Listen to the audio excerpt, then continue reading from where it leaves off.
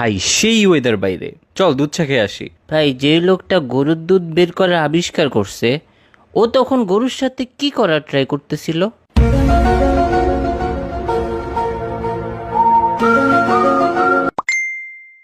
আবার আমার মাথা খাবি তুই? ভাই সবাই বের হ, মাসুদ মামার টঙে আয়। না ভাই, ওইখানে অনেক মশা। ধুর।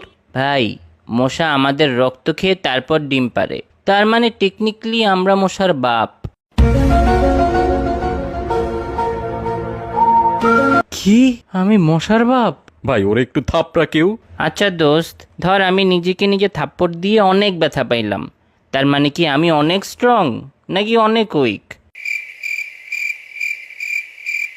তুই ভাই যাই হস না কেন, অফ যা তো, ঘুমা গিয়া যা। ঘুমিয়ে স্বপ্ন দেখাটা মেনলি একটা ফ্রি মুভি দেখার মতো, যেটার অ্যাক্টর ডিরেক্টর সব আমি নিজেই।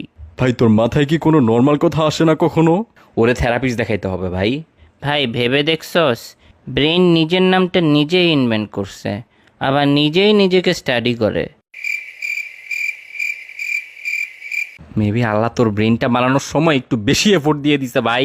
তোর না পরীক্ষা, পড়তে বস গিয়া, প্র্যাকটিস কর যা। ভাই কথায় আছে প্র্যাকটিস মেক্স এভরিওয়ান পারফেক্ট, আবার এটাও কথায় আছে নোবডি ইজ পারফেক্ট। তাহলে প্র্যাকটিস করে লাভটা কি?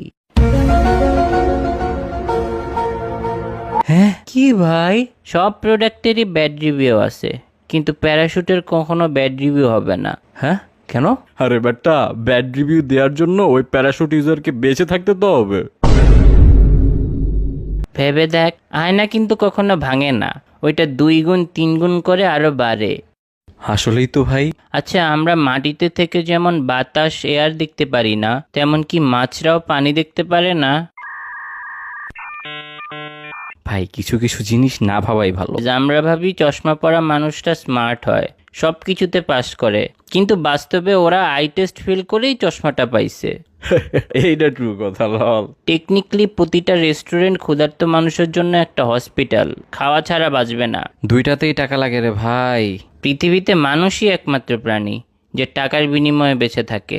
আর পৃথিবীতে তুই একমাত্র মানুষ যার এগুলা মাথায় আসে।